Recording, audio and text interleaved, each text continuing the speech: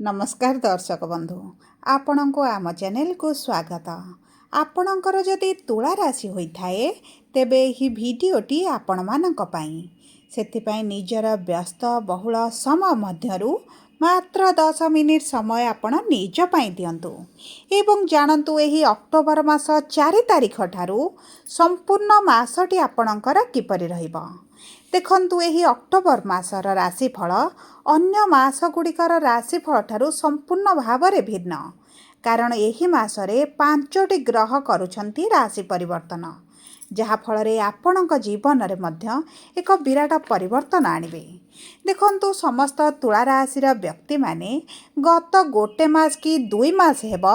आपण बहुत मानसिक चिंता बहुत अधिक अर्थर समस्या रे चिंतित रहुथिले एवं देखंतु अर्थ बहुत अधिक खर्च हेबा कारणरू आपणकर लोन करज मध्य बढ़ी जाइछि एवं किछि क्षेत्र रे एभଳି परिस्थिति हेउछि जे आपण जानि पारु नाहंती कि भଳି परिस्थिति को संभाळिबे कोन कले सब ठीक होई जिवो। एमितिरे देखिबाकू गले आपण बहुत कर्मी अटंती एवं काम करिबाकू परिश्रम करिबारे आपण केबे पछ घुंचा दियते नाही, कहार केतेबेले फायदा उठाइबाकू मध्य चाहती नाही, समस्तंकू साथी रे धरी चालिबाकू चाहि थांती, किंतु देखंतु अर्थर समस्या को केवल अर्थरे ही समाधान करा जाई परिबो। सेथिपाई डरिबार चिंता करिबार कोनोसी आवश्यकता नाही, कारण अक्टोबर मासरे ईश्वरंक कृपारू ग्रहमानंकर स्थिति रे एपरि परिवर्तन हेब जे आपणकर राजा भଳି स्थिति मध्य सृष्टि होई पारे।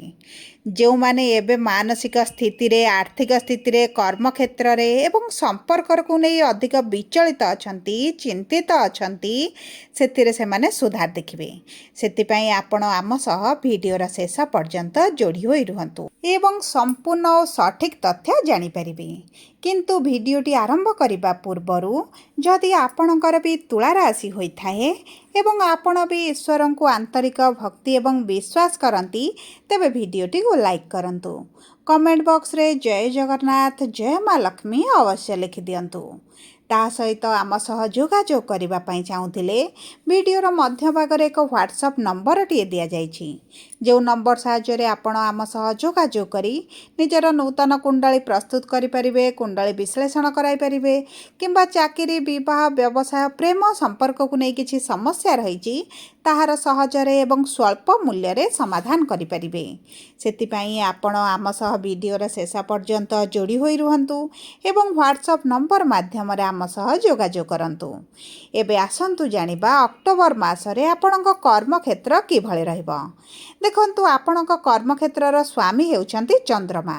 सेतिपाई आपणकर थरे जेउठी चाकरी लागि गला किंबा व्यवसाय रे आपण थरे सेटल होई गले आपण सहजरे परिवर्तन करंती नाही, किंतु 18 अक्टोबर परे कर्म क्षेत्र रे बृहस्पतिंकर प्रवेश हेबो एवं सेठारे से उच्च स्थिति रे रहिबे। माने नूतन चाकरीर संधान रे थिले किंबा व्यवसाय करिबा पई नूतन भाबरे चाहुथिले आपनको बहुत भल समय रहिछि, बहुत भल सुजोग मध्य मिलिबो। जदि पूर्वरु व्यवसाय करूछंती तेबे मध्य सेथिरे उन्नति आपण देखि परिबे। ता सहित जदि आपणकर व्यवसाय रे बा चाकरी रे अर्थ फसिकी रहिछि ता मध्य आपनको एही समय मध्य रे प्राप्ति हेबो। जदि कर्म क्षेत्र रे कर्म को नहीं टेंशन रे अछंती चिंतित अछंती तेबे मध्य ताहा समाधान हेबार बहुत अधिक संभावना देखा जाउछि। ता सहित बारंबार इंटरव्यू एंट्रांस देई मध्य आपण जे विफलता देखुथिले सेथिरे मध्य आपनको सफलता मिलिबा आरंभ हेबो किंबा आपनको नूतन रास्ता किछि मिले जिवो, जहा फल रे आपनको कैरियर रे आपण भल ग्रोथ करिबा आरंभ करिवे। ता सहित चाकरी बा व्यवसाय रे जदि किछि कानूनी अड़चन रहिछि, किछि पुलिस केस रहिछि, कोर्ट कचेरी रे किछि केस चलिथिला ता मध्य समाधान हो जिबार बहुत अधिक संभावना अछि। देखंतु 18 अक्टोबर परे प्रमोशन रो भल जोग बनुछि, उच्च अधिकारी सहित जो मतभेद हेउथिला सेतरे मध्य सुधार आसिबो। ता सहित जो माने विदेश रे चाकरी करिबा पई चाहुथिले सेतरे मध्य सेमानक पई बहुत भल जोग बनुछि। जो माने share market lottery stock market रे आपण किछि कार्य करूछंती अर्थ विनियोग करूछंती सेतरे मध्य आपनको सफलता मिलिबो। ता सहित देखंतु 17 अक्टोबर रे सूर्य द्वादश भाव को छाड़ी आपणकर लग्न भाव को बा प्रथम भाव को प्रवेश करिवे एवं सेठारे रही सप्तम भाव को दृष्टि देवे जहाँफल जदि आपण पार्टनरशिप रे कौन कार्य करुछंती एवं आपण को से आशा अनुजाई लाभ मिलुनी सफलता मिलूना तेबे मध्य आपण को से सफलता मिलवा आरंभ हो ता सहित जदि आपण कौन संपर्कीय सांगसाथी मिसी किसी व्यवसाय करुतिले किंतु सेठारे आपण को अधिक लाभ मिलु नथिला एवं व्यवसाय बंद करी आपण निजर नूतन व्यवसाय आरंभ करबा पई चाहुतिले तेबे मध्य आपणक पई बहुत अधिक संभावनाटी देखा जाउछि। तेबे केमिति रहइबा आपणकर विदेश यात्रा एही अक्टोबर मासरे देखंतु आपणक राशि रे विदेश यात्रार स्वामी हेउछन्ति बुध एवं 3 अक्टोबर रु 24 अक्टोबर मध्यरे बुधंकर शुक्रंक सहित राशि परिवर्तन राजयोग बनिब एवं शनि मध्य बृहस्पति नक्षत्र को गोचर करी आपणकर द्वादश भाव को दृष्टि देउछन्ति तेणुकरी विदेश यात्रार प्रबल जोग बनुछि। 24 अक्टोबर मध्यरे विदेशी सूत्ररु मध्य धन लाभ आपणकर होई पारे किंतु देखंतु सूर्य नीच थिबारु काहा ऊपर सहजरे विश्वास करंतु नाही आपणको धोखा मिल पारे। तेबे केमिति रहिबो आपणकर एही मासरे आर्थिक स्थिति देखंतु आपणकर धन भावर स्वामी हेउछन्ति सूर्य एवं 17 अक्टोबर पर्यंत आपणक द्वादश गृह रे रहिबे तापरे आपणकर राशि को गोचर करिवे एवं आपणक राशि रे नीच भावरे विराजमान करिवे सेति 17 अक्टोबर पर्यंत आपणकर बहुत अधिक इनकम रहिबो नाही आपणकर जेते इनकम न हेबो ताठारो अधिक आपणकर खर्च हेबो किंतु 18 अक्टोबर पर बृहस्पति कर्मर भावरे उच्च भावरे रही आपणकर पंचम दृष्टि धनर भाव को देबे जहा फल आपणकर इनकम बढ़िबो किछि अचानक धन लाभ मध्य होई पारे जदि आपणकर लोन चलीछि ऋण रे अछंती कर्ज रे थिले ताहा मध्य आपण परिशोध करि पारंती एवं आपणकर जदि किछि अर्थ सांग साथी परिवार बंधु परिजन किंबा सरकारक पाखरे फसिकी रहिछि सेही धन मध्य आपणको मिल जिवो ता सहित देखंतु जदि आपण किछि प्रॉपर्टी बिक्री करबा पई चाहुथिले तेबे मध्य एही समय रे आपणक प्रॉपर्टी बिक्री होई पारे एवं सेथिरु मध्य आपणको किछि धन लाभ होई पारे ता सहित आपणकर जहा किछि अवशिष्टांश रहिबो आपणक माता पिता एवं जीवन साथीक सपोर्ट रे मध्य आपण ता धन लाभ करि परिबे किंतु सूर्य नीच थिबारु लोकमानकु कम विश्वास कले आपणक पई सठिक रहिबो। तेबे एबे आसंतु जानिबा केमिति रहिबा आपणक वैवाहिक जीवन एवं विवाहर जोग देखंतु 27 अक्टोबर पर्यंत सप्तम भाव को स्वयं मंगलंकर दृष्टि रहिबो एवं ता सहित बुधंकर दृष्टि रहिबो एवं सूर्यंकर उच्च दृष्टि मध्य आपणकर सप्तम भाव को रहिबो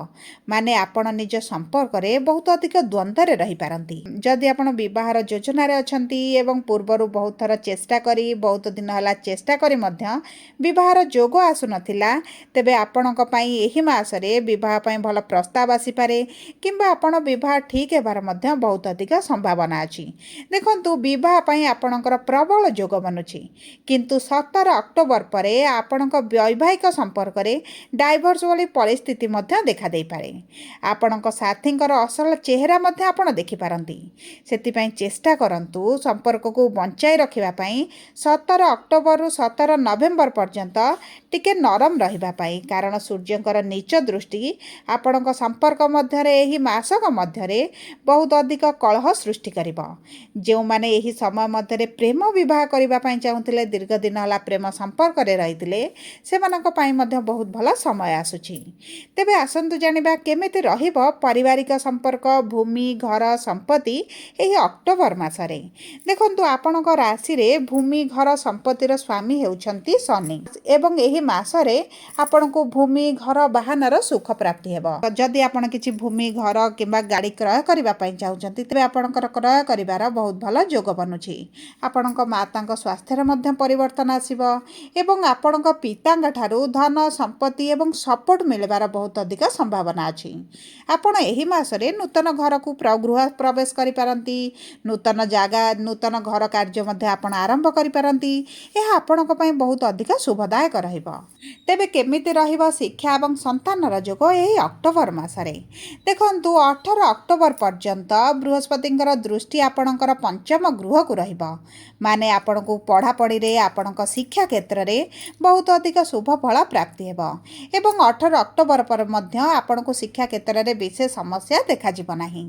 ଯଦି ଆପଣଙ୍କ ସନ୍ତାନଙ୍କ ସହିତ ଆପଣଙ୍କର ମତଭେଦ ଚାଲିଥିଲା, ଝଗଡ଼ା ଥିଲା, ଦୂରତା ବଢ଼ିଯାଇଥିଲା,